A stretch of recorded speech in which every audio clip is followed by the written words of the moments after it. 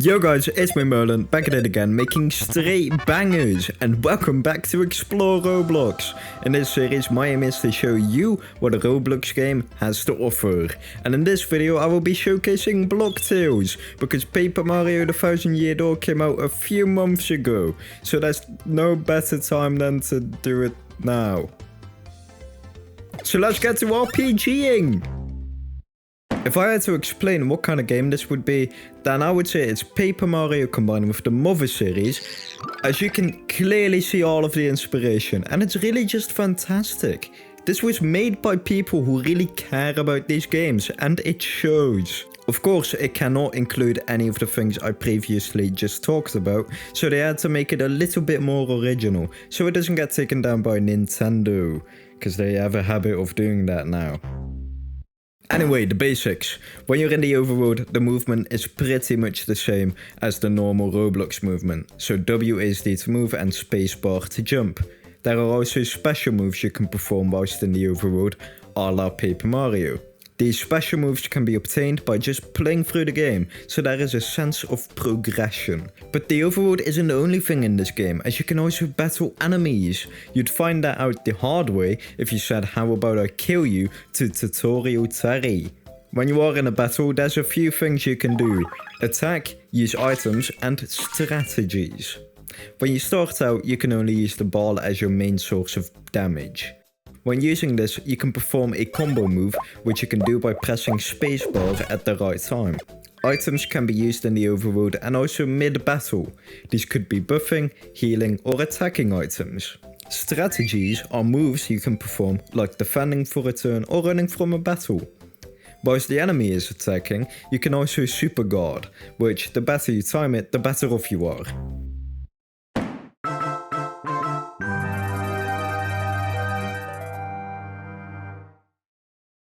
And this is also where the prologue starts. Yes, this game has chapters in the fashion of Paper Mario. We are currently in Bizville, or West Bizville, I guess. There's a lot you can do here, but currently we do not have the items to do so. So we're just gonna go to Roblox HQ. This is also where you will probably find your first bugs. This is the only currency besides ticks that you can find in the overworld. And ticks can only be obtained by defeating enemies. There's also a bunch of NPCs which have some funny dialogue when talked to. It's a good time waster if you're bored. Anyway, good job, you got past those basic Shut up!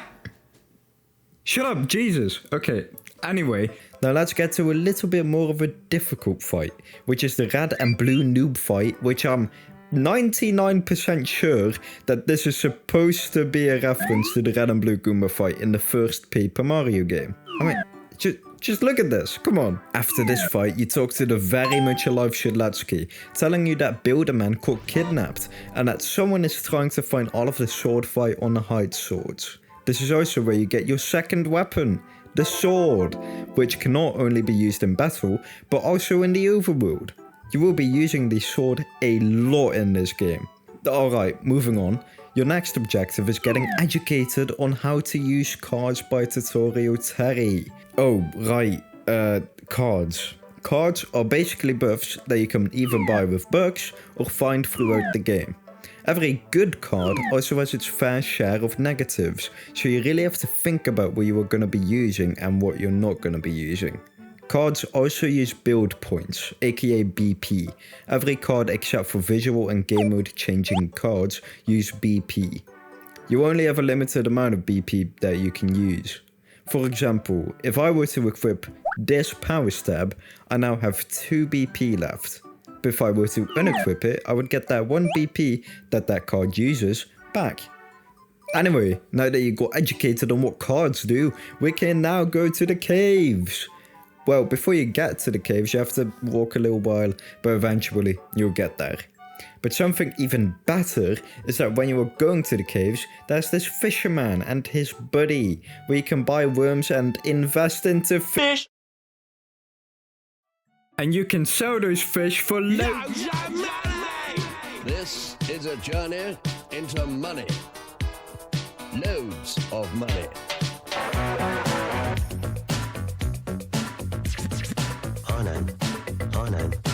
I know. It's loads of money.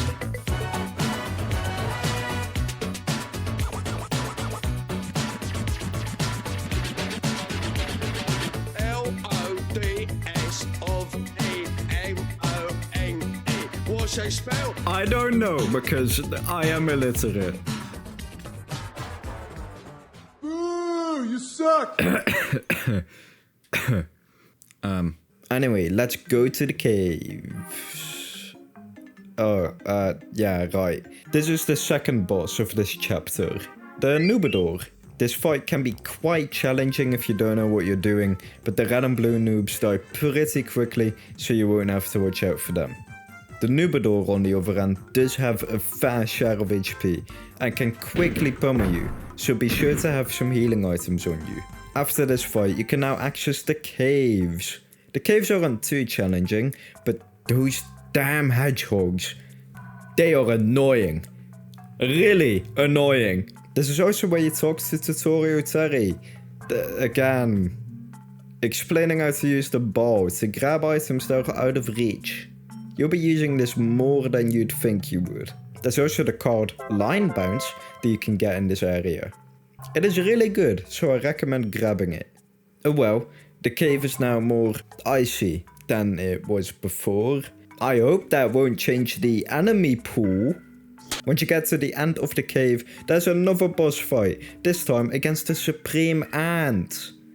This is also the first enemy I think that can summon allies, so you want to knock this guy out cold and quickly before you get overrun by ants. Once you get out of the cave, you'll enter Road Town, where an NPC immediately wants to talk to you about the Blackrock castle. Apparently the ice dagger got stolen, and you can't just waltz right over to Blackrock, so you'll have to talk to the mayor of this town, which is Monty. Be sure to also check out the shop, as there's some really good stuff you might want, like the Knight card or Baller card.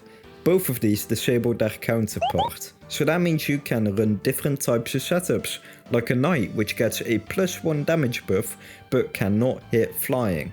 Unless you have another card which I will come back to later, or a Baller which gets a +1 damage buff as well as being able to hit flying and ground enemies, but cannot hit spiky enemies.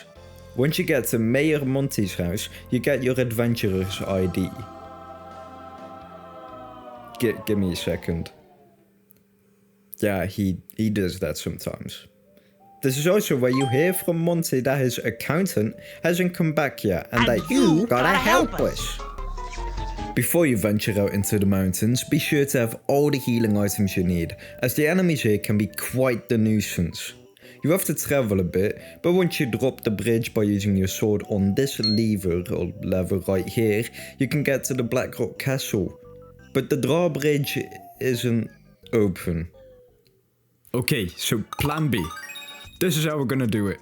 We first have to traverse the snowy thicket and beat the banished knight. Afterwards, we need to beat the spiky killbot, which you can do with a bomb.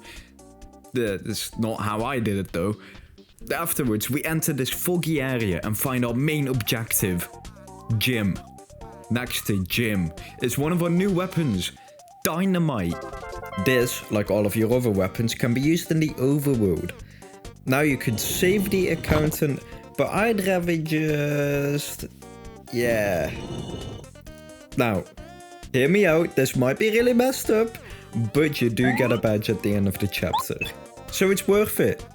But if you were to save him, he appears in Road Town, which also gives you a badge. So if you are a completionist, you will need to kill this innocent soul, and their blood will forever be on your hands.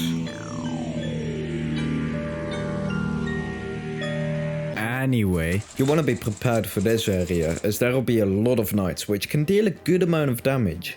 But before you can fully explore the castle, you'll need to find a key which is locked behind a gate, which requires a 4-digit code. Now, I see 4 prisoners who say something very... okay, you already solved it. Alright then. I was gonna say, like, you have to, like, talk to the prisoners, because, you know, 4-digit... it's whatever. I didn't care anyway. You can now open the locked door. Behind this, you'll find out that you can't go anywhere. If you were to talk to this NPC, they give you a hint on how to pass by this area.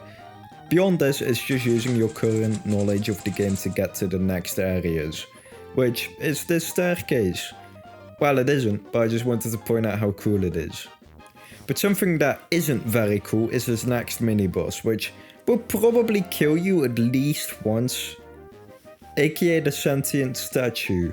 After you kill that, you gain access to the village of this area, which also sells some pretty good stuff, which you probably want to buy for this next boss that you will be approaching soon.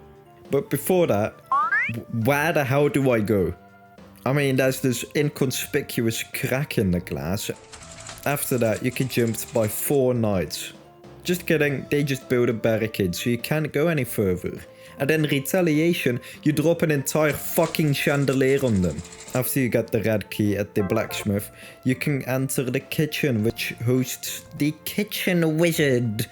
He asks you to give him a rose bottle, and because you don't know what the difference is between the colour scarlet and the colour rose, you give him the wrong bottle, which in turn ruins the kitchen. But it does give you this nice shrinking power.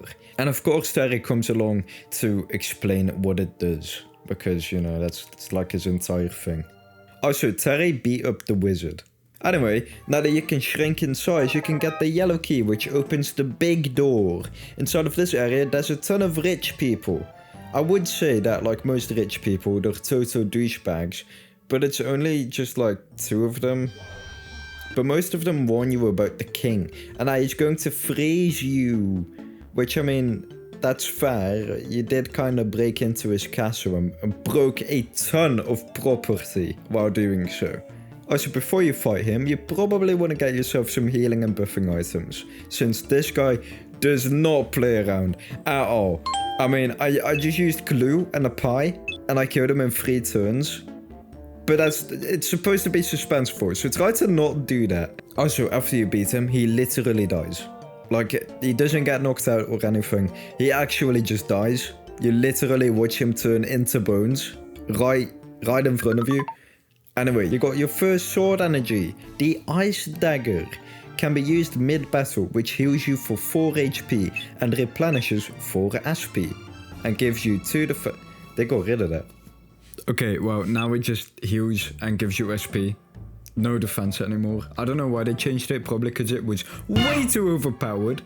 Like, way too just way too overpowered. Also, if you quickly want to build up your sword energy, you can do that in the strategies menu with the focus move.